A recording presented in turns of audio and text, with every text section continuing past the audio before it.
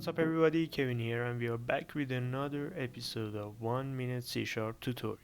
In this video we are going to write copy keyword. Now let's start.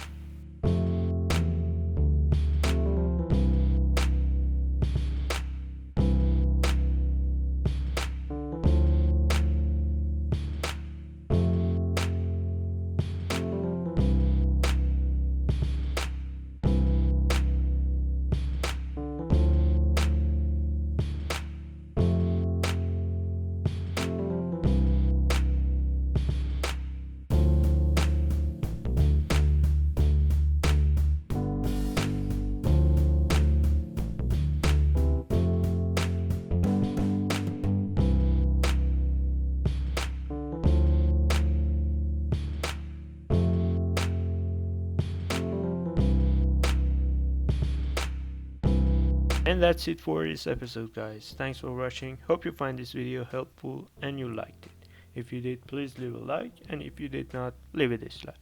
Hope you have an awesome day and peace out.